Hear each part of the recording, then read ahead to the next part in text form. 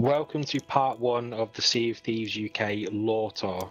With part 1 we'll be covering the Hunger in Deep, which was the first lore-based content that Rare added to Sea of Thieves, and in the future we're looking to go back through all the content from the first year. So if you missed it, here's a bit of a recap of everything that went on.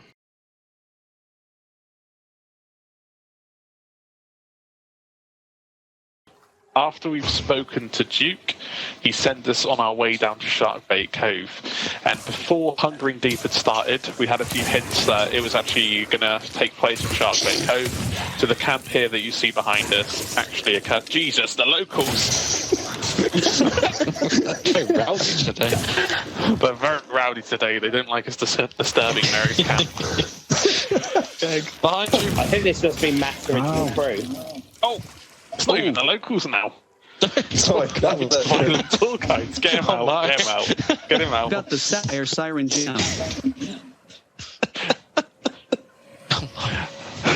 We may have to retreat to the safety of the ship soon. This was the...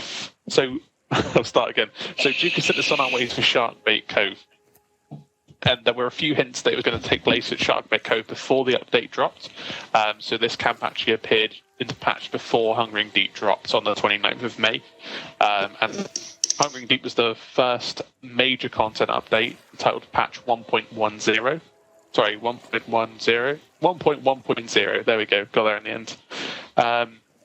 Essentially, there's two very special things about 2018. The year that Hungering Deep released was the first one, and it was Matt's 90th birthday.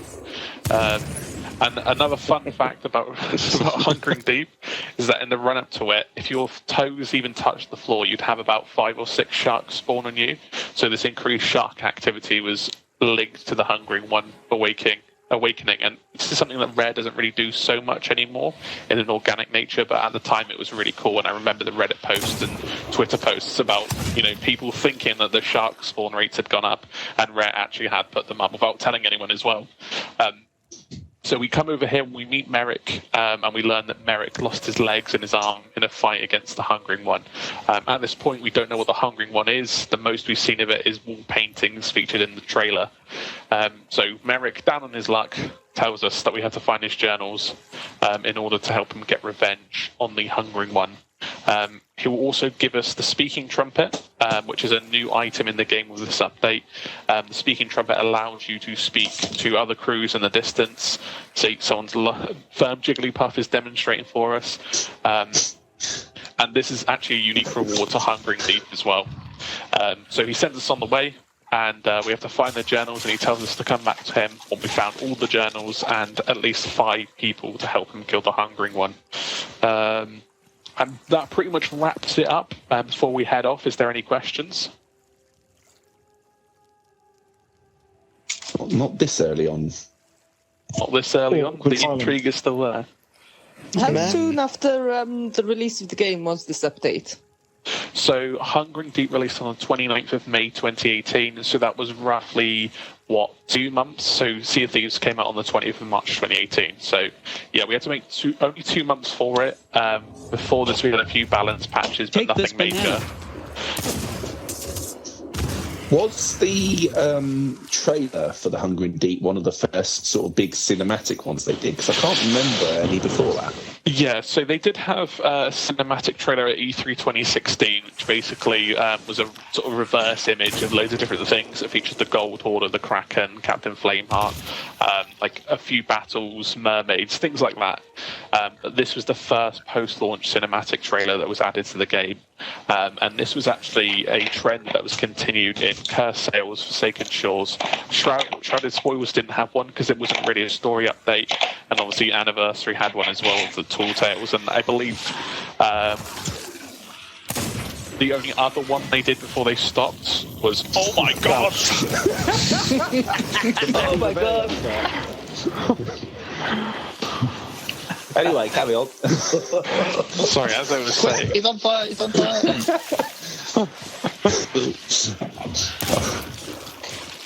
We are going to do this whether the skeletons want us to or not.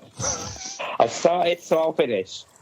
Exactly. I got a question. Yes. Sorry, go ahead. Continue. No, go ahead. Go with the question. Didn't Merrick give us the drum?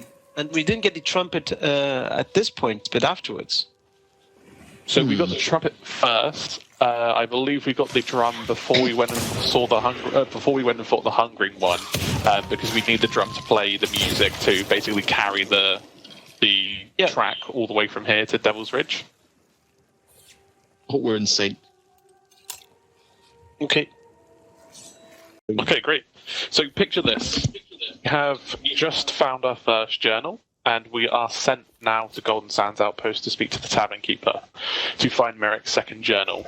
And she gives us a clue to come over to this previously unmarked island and read the journal. The journal actually, it read differently before, so Ray's changed it since the end of Hungering Deep. And excuse me for reading this, because Merrick is very drunk when he writes this journal, so I'm going to try and read it as best I can. So it simply reads, "Why do I torture myself? Coming back to the recce of To Kill a Whale. If I could summon the shark again, I could avenge me crew and me legs. I went to the same spot, but he isn't coming. What's different? Maybe I'm too drunk, can't hardly writ. Gonna get a cup of tea, clear my head. Tea is too sobering," so he's sobered up at this point. Gonna get more grog from my dear, what's her name? Tea, some hinge. Find her from my romantic verse. The tavern that has a nasty bite where the drunks slither every night. The bar keeps fondo her own drug. A scared butte in a wild spot.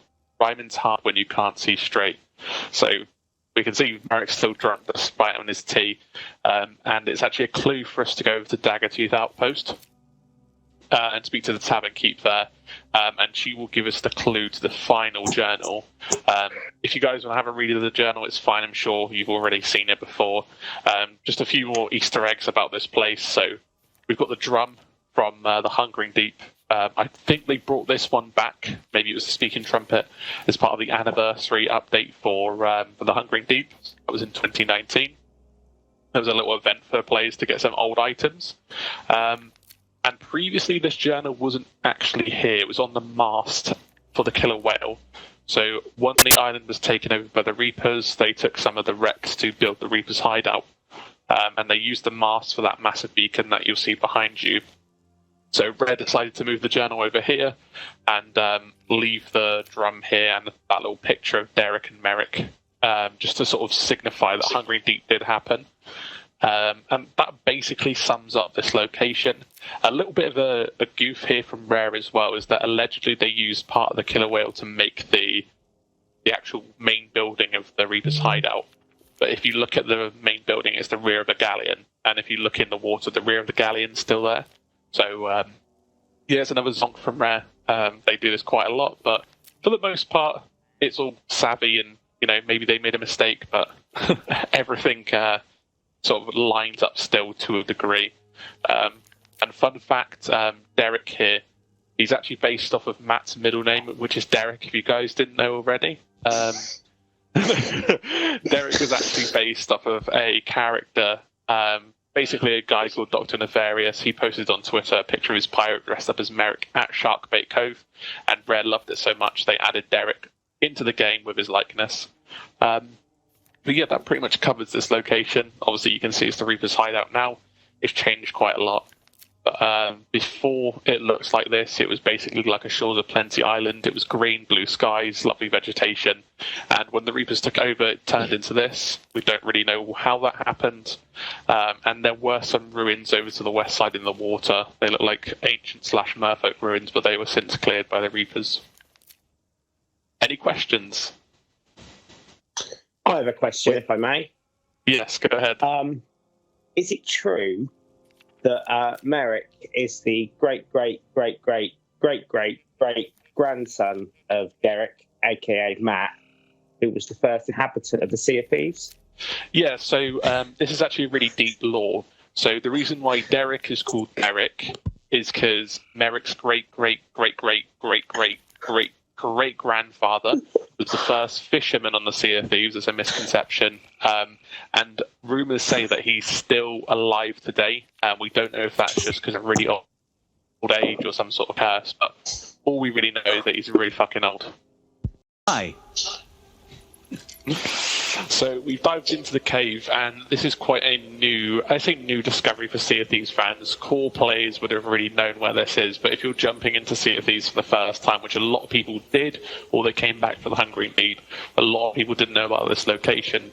And it's pretty much the same as it was always been. You've got the constellations around representing the ancient constellations. Those actually get used in Tall Tales when they come in the anniversary update. But for now, the cave was useless aside from the journal behind me. Rare also moved the journal onto the bench during the release of the anniversary update. It was previously on that Kraken statue behind everyone. I think this was to better sort of differentiate the link between, or the lack of link between, Hungering Deep and Tall Tales, so they moved it on the bench so people wouldn't get confused. And just like the previous two journals, there's a different entry during the time of Hungering Deep. Obviously, what it is now, anyone can read, but you can't read this again in the game. So you have to look it up on the wiki, or, watch this video, and you can actually hear what it said. So Merrick writes, "Back to me hideout, where I do me best writing. Must admit, I didn't like making the swim, knowing what's out there. Thankfully, it seems to stay near that infernal ridge. I don't know how to get my revenge on that spiteful shark. Maybe I'll go back to the grog. I stole animals from the Merchant Alliance for bait, but that didn't work. I tried me shanty again, but one man cannot pull the beast alone. If worthy enough souls could learn me shanty, no, is too dangerous. I'm stocking up on grog, going to Sharkbait Cove and retiring me drums. I'll be there crafting new drums just in case someone does prove their worth." So in that journal, we basically learn this is Merrick's secret hideout, and he did originally go here, so you just have a little think about what he's going to do. And throughout this time, Merrick's trying to get revenge on the Hungering One, as we read in the previous journal, took his legs, killed his crew, and unfortunately left him stranded and unable to walk, and he lost his leg. He lost his arm as well. So at this point, we learn we have to go back to Sharkbait Cove, and not a single person, one person now, can summon the Megalodon of the Shanty. So it gives us a little hint that we have to get more than one person to summon the Megalodon. So what we would have done now, we would have hopped back on the ship,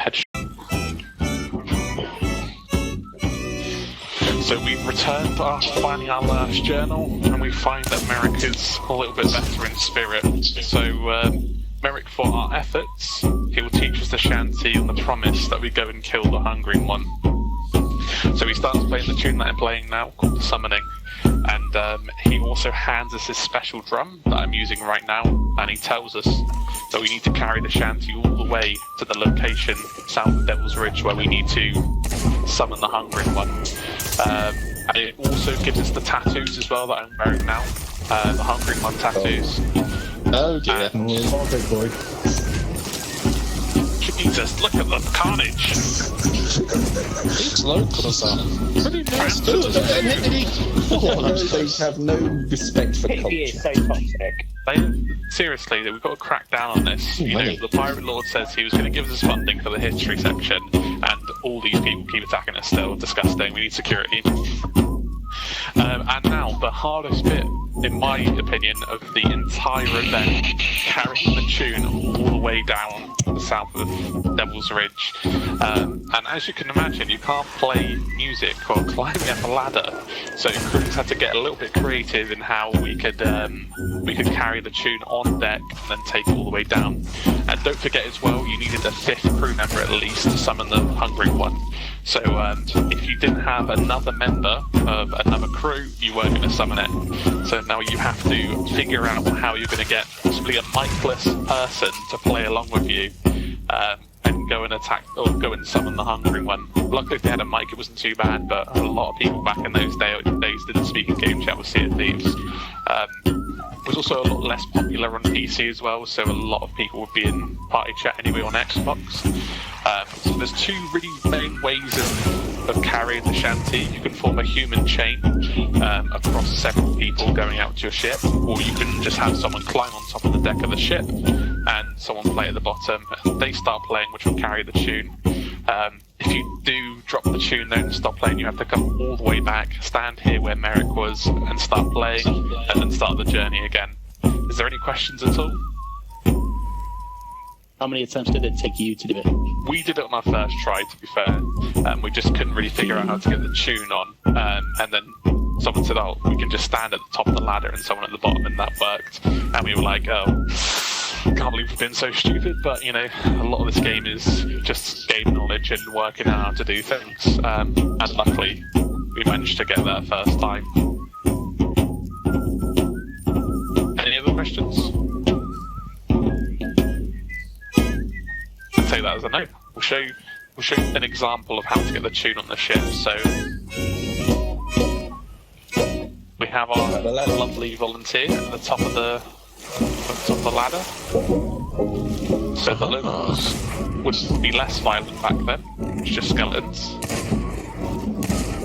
And our friend Ocelot Claw over here. Can you please start playing the tune? You're the one that needs to start playing it. I just pick it up from you. We're playing it. Still playing it. There you go. There we go. So now everyone else will just have to climb aboard and carry on playing. So the best thing to do really would have at least 2 people playing it and get everyone else to sail the ship. But when you don't need to adjust sails or anything like that or steer the ship, everyone should really be playing it just to make sure it's not dropped. So without further ado, the final clue here really that I'll cover is that in Merrick's journals they often mention the word T, because that's the name of his love. We later find out that his love's Seric, so I don't really get where the T comes from, maybe Rare knows. But the hint is that we have to go to T26 to summon the Hungry One. And for those of you who know your maps from Sea of Thieves, know that T26 is a good long sail away from. Cool. So Merrick would have directed this to this first journal, and it's pretty easy to find. It's literally around the corner. A lot of fans actually speculated during the alpha and beta stages of Sea of Thieves that Sharkbait Cove, or specifically this idol, would have something to do with the later game, and kind of does. There's a journal here. It's not really anything, you know, special like a ritual that you can perform or a brazier that you can light. And once again, well, just cut that bit out. With these journals, they actually say things differently as to what they do now back in Hungering Deep. So Rare has just changed the journal to sort of make it more like a reflection of the Hungering Deep itself. But at the time, it said something different. And this one read, "Disaster has struck. I played my new shanty with my new crew, inspired by the notes of the old tribes. Even another ship joined in. But the beat somehow called to a creature, just like what the tribes worshipped. It was over in moments. The sea was red before, but much more so after. Me crew were reduced to nothing but shark bait, along with me legs. The last of us fled. I've noted the map number in case I ever get so drunk I forget. The letter needed is one dear to me heart. I'm going for a drink. I'll charm one out of my favourite tavern keeper with a little romantic verse. Red-haired and fair of face, her tavern stands at a shining place. A place where captains hang their hats. Head there for boozy chats." So Merrick has basically detailed the incident that made him lose his legs and his crew. Essentially what had happened is he'd discovered an ancient tune that the ancients had used to either calm the Megalodon or cool it. We don't really know, because they didn't have a very good relationship with the sea beasts. They would attack them and kill them on behalf of the merfolk as part of their pact. Essentially, Merrick had played this tune that he'd discovered, and someone else joined in, and they accidentally summoned the Hungering One. But it's also revealed, spoilers if you haven't read the Heart of Fire novel, which came out earlier this year, that Merrick might not have been the first one to awaken the Megalodon, but he definitely drew it to the Sea of Thieves. So Harry Hartley, who's one of the characters in the books, while he's working for Captain Flameheart, one of his crew members called... I'm scratching my head now. This is embarrassing. Karen, that's it. So Karen was one of Harry Hartley's crewmates, and she hasn't featured in the game yet. But we learn in the book one of her previous crewmates was Merrick, and they bump into Merrick on an island, and he ends up with a drum that they use to awaken a giant megalodon. We don't know if it's the hungering one, but they do awaken one in a cave by mistake. And Harry Hartley at the time is turning into an Ashen Lord, and he almost kills the megalodon. Once they finish with that once they get the key that they're looking for, they go out of the cave again. Merrick's there, he's a bit drunk, and they give him this ancient drum. And we think it could be the drum that we receive at the end of Hungering Deep. It could be a different one, but he most likely summoned the megalodon off the back of those events. And if you didn't pick it up in the clue in the journal, it's telling us to go to the captain's head at Golden Sands and speak to the tavern keeper there, and she'll tell us where to find the next journal. Any questions at all before we move on? So after the events of Hungering Deep, Rare added a memorial to Merrick and Derek. This is very similar to the one we've seen on the Reaper's Hideout. We can actually see this one this time. So it's got a little bit of flavour text here. It says, "Met me son Derek for the first time. Oh, he says he's my son. How can I deny it with a handsome mug like that?" So this was actually based on the visage of a character, of a Sea of Thieves player's character, and he dressed up as Merrick, posted it on Twitter, and Rare loved it so much they actually added Derek to the game and this little memorial as well, just to commemorate the Hungering Deep. Excellent. So we've sailed all the way south of Delta's Ridge carrying the Summoning, and if you're lucky enough to have all 5 people playing it, you'll get a little notification. If you've equipped your new Hungering tattoos, your Hungering 1 tattoos, they'll start to glow, which will signify that you've successfully summoned the Hungering 1. And what happens next is one of the most epic parts of Sea of Thieves history.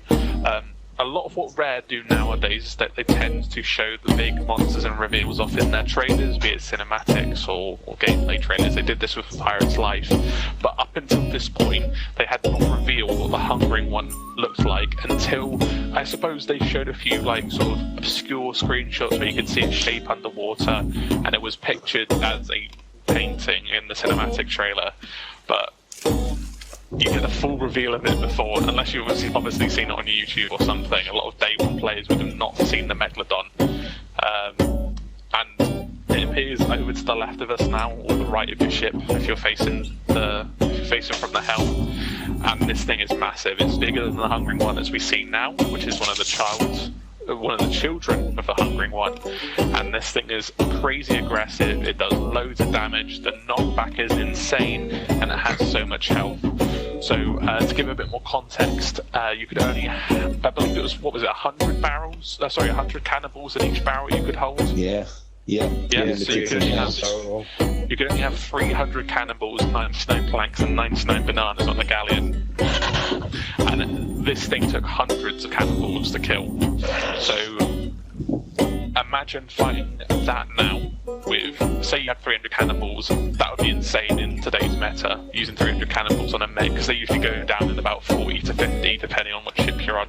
And each time it bites you, Tier 3 holes didn't exist back then, it was just one hull type. It would hit you with 4 holes, lower deck and upper deck, and each time it would attack you, it'd knock the ship back, it would circle back again, and then it would go for another bite. This thing was that aggressive. And with the knockback as well, if you're on the top deck, you'd be flung off into the water, and as soon as you touch the water, there'd be loads of little sharks attacking you as well, usually 5 or 6 at a time.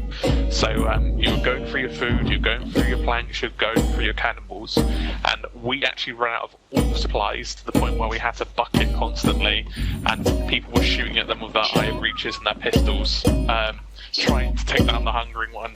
But the actual feeling of killing it, and also not being betrayed at the time, because a lot of people would grief this, was amazing. And for your efforts, you're awarded with the Shark Hunter scars, the ones that I'm wearing now. Just a few teeth on your chest there, and on the front of the ship, we'll probably show a shot of it in a second, you get the Hungering One figurehead, and that is proof that you completed the Hungering Deep off your own back, and you destroyed the Hungering One back when it was an actual threat. And I think it's a special moment for a lot of players like myself, a lot of the people in the audience today, because it's the first major update for the game, a game that really needed content, but a solid game nonetheless. And when you get that reveal of the Hungering one after going through finding all the journals, which were quite cryptic at the time, unless you used the guide, and you get the reveal of this massive creature that's not been in the game before, that magic has stayed with a lot of players, and we see that Rares try to recreate that during the Shrouded Deep. To some effect, they added some bells and whistles there, but the reveal of a creature that's never seen before in this event and going through all those hoops to summon it was just amazing, and I'd love to see it again, but we'll see if that does happen. And that basically concludes the Hungering Deep. After this, Merrick does retire, considering we've avenged him, and he starts up the Hunter's Call trading company during the anniversary update, to which he is at Shrouded Spoils, and you can go speak to him. You can't anymore, but that's essentially what happened with Merrick. I'm sure we'll cover what happened to him later on.